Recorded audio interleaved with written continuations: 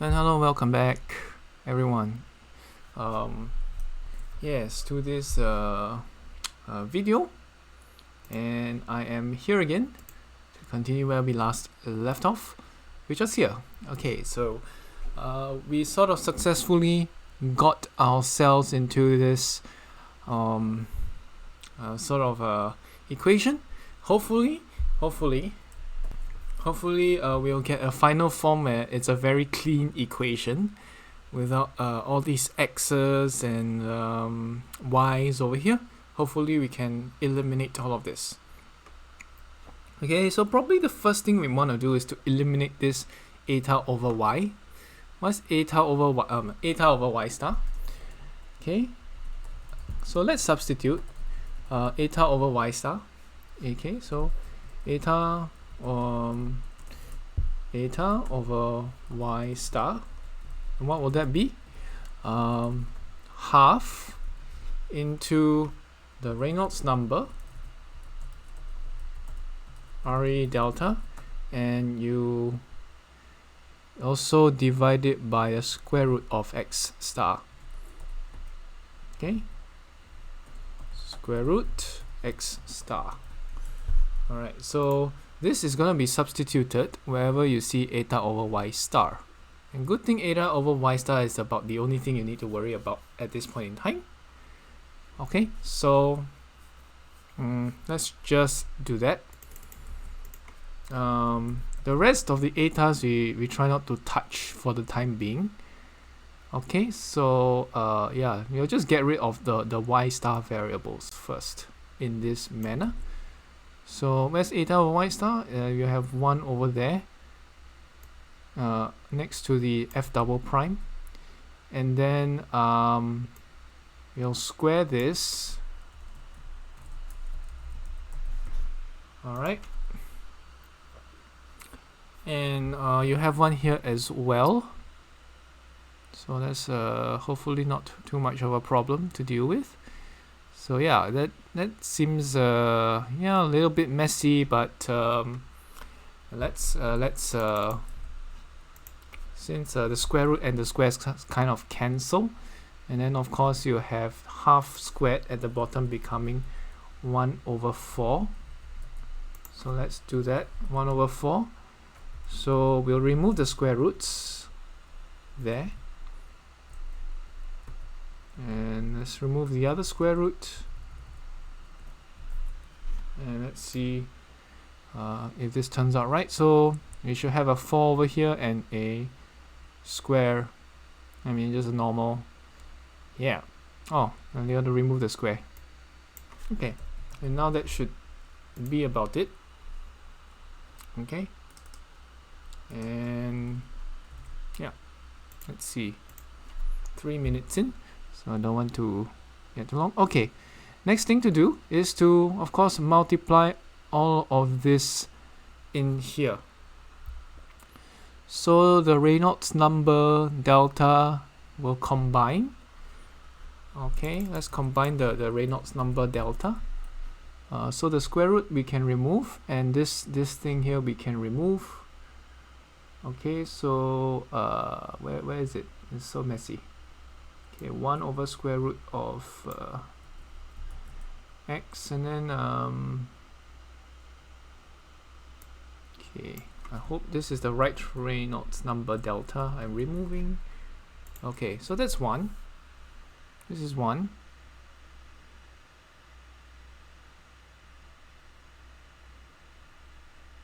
Okay, and the other thing we do is to just multiply in this x star, the square root of x star. So let's multiply in the square root of x star. I'm not going to copy in, I'll just delete this, and I'll make this a yeah, I'll make it the what do you call that? I'll make it not a square root anymore. I'll just make it a normal x star. And here we can also delete this square root of x star at the beginning. Let's see whether we get it right. I'm gonna be very careful. Don't make too many careless mistakes. Alright. Now this is a very clean equation, and hopefully you're beginning to see that these two terms are going to cancel out. Okay, so just to prove the point that it does, let's just multiply everything in and bring the minus sign out here, because it's a little bit distracting. Alright, and this minus sign, I will just leave it there. And let's bring in the half f double prime to both of them. So I'll put this here, and I'll put this here. And of course we'll bring in RE delta as well. We'll bring in RE delta. And 1 and 2. And let's remove the brackets. Okay. So I'm bringing RE delta and bring in the half f prime. Alright.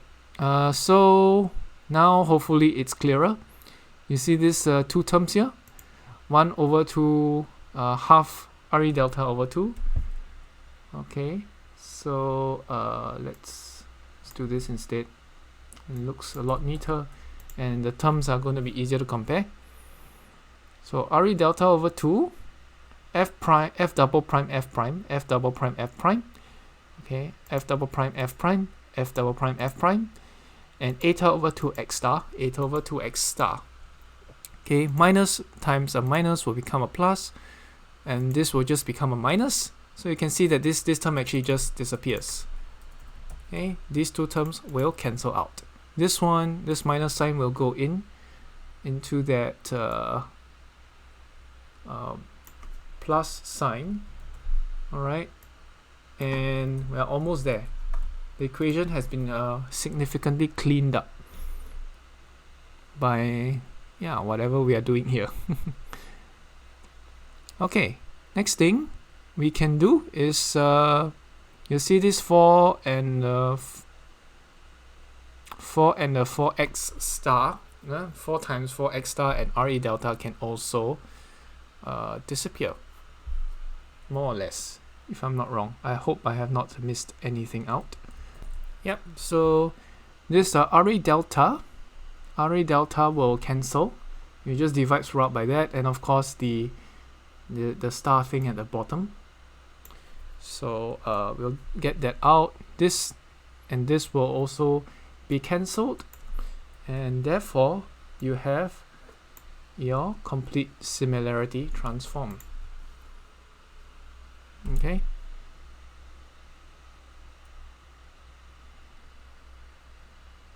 Okay, maybe that was like a step I didn't want to skip. I'll just leave that there so that you can see the steps that were taken. Okay, so yeah, I'll leave it at this, and I'll just say, after you simplify everything, you get f double prime, f prime, plus f triple prime equals to 0. And this will be our momentum equation. And we have finished transforming our momentum equation into an ordinary differential equation. F double prime is a second derivative of f with respect to eta. This is a third derivative. Okay. Okay, now and we are done. Now to transform the boundary conditions. Alright, we'll need to transform boundary conditions. So let's go back up. Okay, where is yeah, you need to get our boundary conditions. Where are our boundary conditions? Yeah, scroll back up too much. Let's see.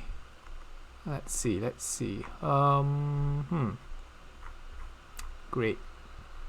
Can't remember what my BCs are. Dun, dun, dun. Man, you know the thing when you want to find stuff, you always find things when you don't want to find them, and when you want to find them, you can't find them. Okay. See? Okay, never mind. No. Okay. It's a very common human experience, but anyway, let's do this. U equals to 0 at y equals to 0. Okay, that's the no slip condition. V equals to 0 at y equals to 0. This is also no slip. And U goes to U infinity at y goes to infinity. Right arrow infinity. Okay, and then I'll probably need to do some backslashes here just to make sure the space actually registers, because spaces don't usually register in equation form. So this is what I'm just copying down. I don't want to scroll up and do that. And I think that's about it. These are our y boundary conditions. Of course, x boundary conditions as well, we have them, but you know, let's see. Yeah, this is our x boundary condition, but let's see whether we can get enough boundary conditions from this. Okay, now challenging thing is all of these are in y what do you call that, y coordinates. All right, so let's put these into eta. Okay, so where's eta? Eta is over here from the Blasius paper. Okay, that's from Blasius paper. Blasius. Fine, please. Oh no.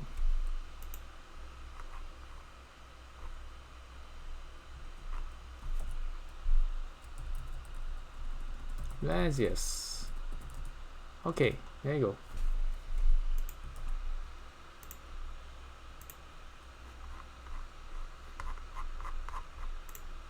Man, I do apologize for this, but almost there. Is it? Yeah, this is it. Psi.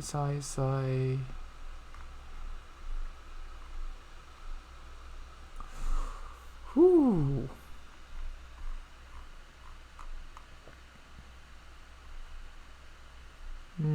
Chain rule. Ah, okay. Here we are. Oh, I was here all along. Okay. Okay. There we go.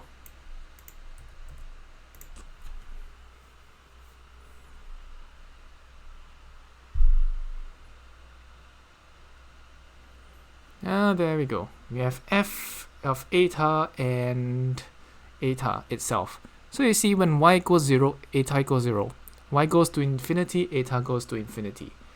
So we can write eta equals to 0. And eta goes to infinity over here for our similarity variables.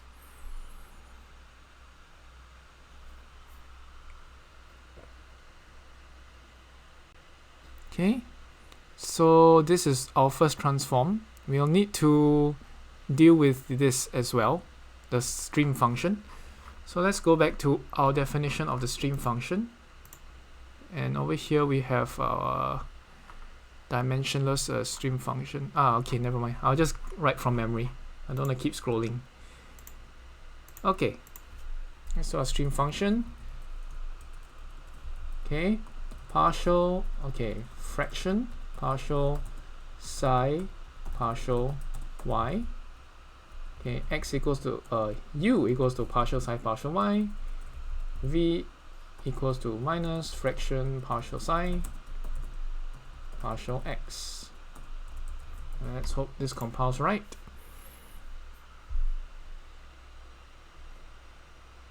So partial psi, partial x. All right, so now the thing is this. We'll start needing to change these. Okay, so let's start with the u first. Partial psi partial y, and partial psi partial y is pretty straightforward. We have this u infinity x and nu here. Okay, so psi is equals to f eta times u infinity x and nu. And don't forget, we also have to change this y into some form of eta variable. Oh dear. Okay, but don't worry. Let's do it slowly.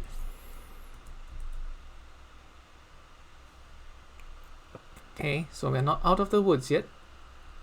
Fraction partial by partial y. And I'll put psi over here, which is f eta times square root u infinity x and nu.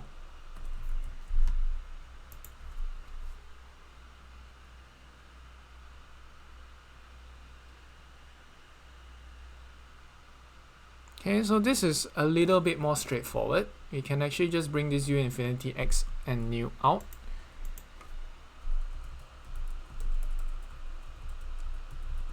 Okay, u equals to f prime. Let's bring this f. Oh, this is not f prime yet.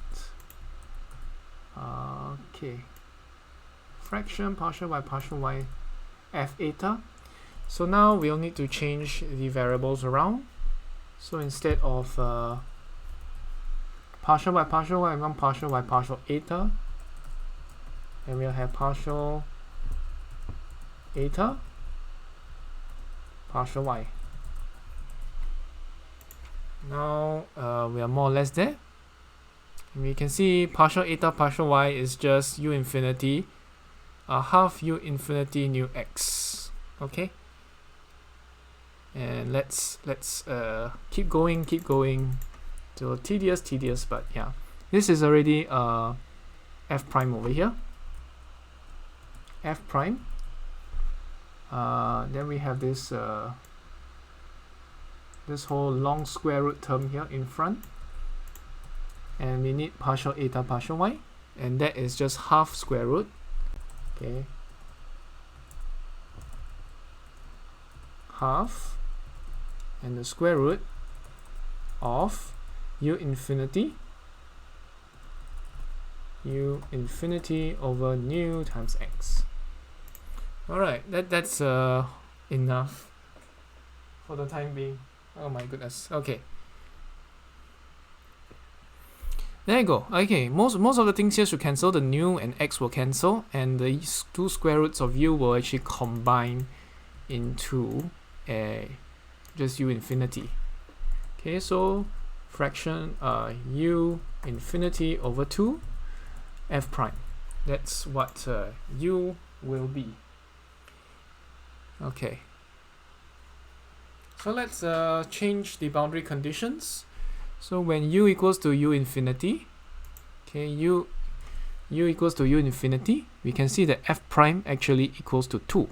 Okay, u equals u infinity means f prime equals to 2, right? U equals to u infinity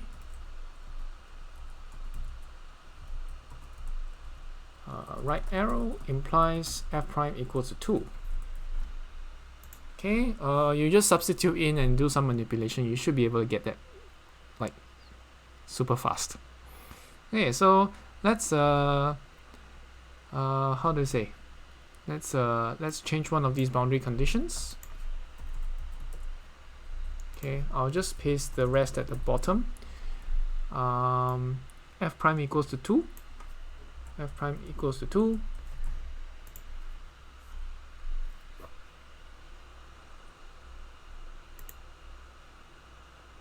Then we'll need to deal with the v velocity as well. Of course, u equals 0 means u equals 0 means f prime equals to 0. Can you see? U equals 0 means f prime equals to 0. So f prime equals to 0. Okay, u equals 0, f prime equals 0. That's very straightforward. Next thing we need to deal with is the v velocity.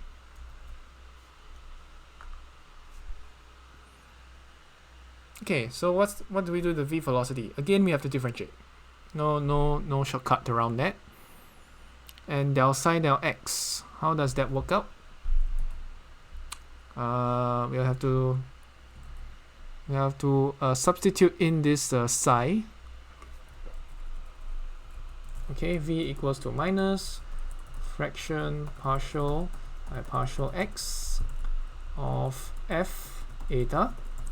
Okay, f eta, which is here. This one. And then you multiply by u infinity x and nu again. So the square root u infinity x and nu here.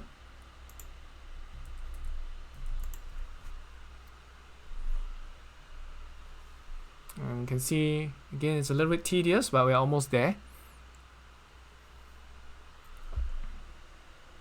And okay, so first we need to apply product rule. Product rule is as follows: 1, 2, the bracket, and I'll just copy this whole thing and paste. I'll take the square root out, and I'll take f eta out. That's product rule for you.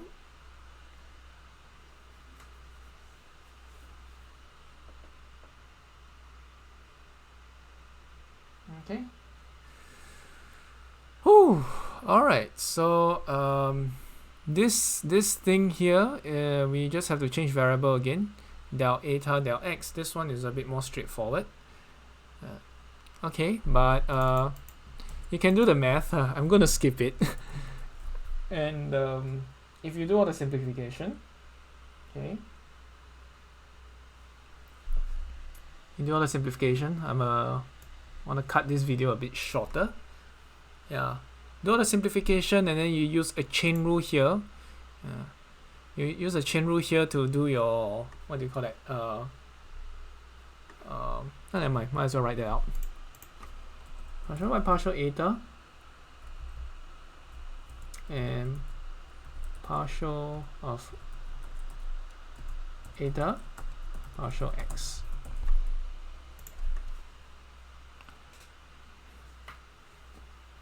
Pardon me, a bit going to skip some of these things. Yeah, partial eta partial x, you substitute in here. Here you will have f prime. Here you will have f. So some steps later, I'm skipping a bit of algebra here, getting a bit lazy. But yeah, some steps later you will have this expression, v equals to half. So if you want to go and verify this, please feel free. But yeah, I'm just skipping the steps to hurry this thing up. Okay, nu u infinity over x, and then we'll have eta f prime minus f. So that's how you get your v.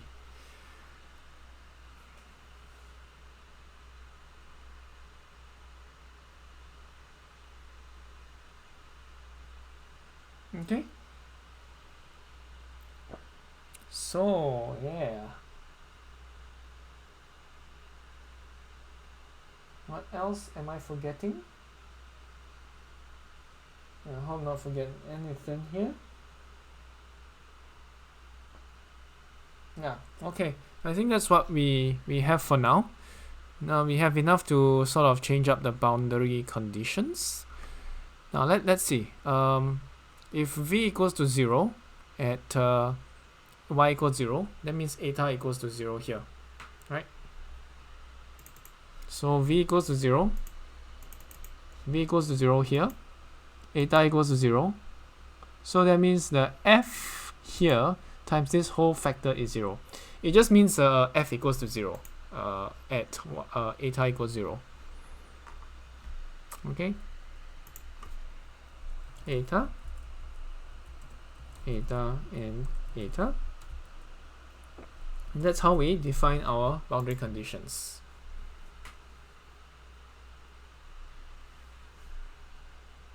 Okay, we substitute v equals to 0 into here. We substitute y equals 0, which essentially means eta equals to 0 based on the definition of eta. And then we'll just get this expression and we get this boundary condition. So that's the three boundary conditions we have for eta. I think the other one's kind of redundant because x equals to 0 means eta goes to like infinity anyway. Okay, x equals 0. When x equals 0, eta goes to infinity. Okay, that's the last boundary condition. Where's that? Yeah, u equals 0, y equals 0. Yeah. So any x equals to 0 means eta goes to infinity or is undefined, as you can see here. X goes to 0. Eta goes to infinity, but then the velocity, u velocity, will just go to u infinity as well, which is basically the same as saying f prime equals 2. Okay, f prime equals to 2 at eta equals to infinity. It's the same boundary condition. So whether you have x equals to 0 or you have y going to infinity, f prime will always just equals to 2 because these are free stream velocities. Okay, so that's enough. Hopefully shown you enough of the derivation for Blasius. I kind of leave this thing out because of time. Don't want to keep going on and on over every little thing, but I guess you can do this yourself. Simple chain rule and some practice for yourself, and this should be the final answer. Yeah. This should be the final answer. You can get this from a textbook or whatever. They'll more or less show you the same thing. But hopefully this shows you the process of getting all the way to this equation here, the Blasius equation. Okay, the Blasius equation and how to transform boundary conditions. Okay, that will help you. And how then do you solve this? Okay, okay, I'll add a subsection. Okay, let's see.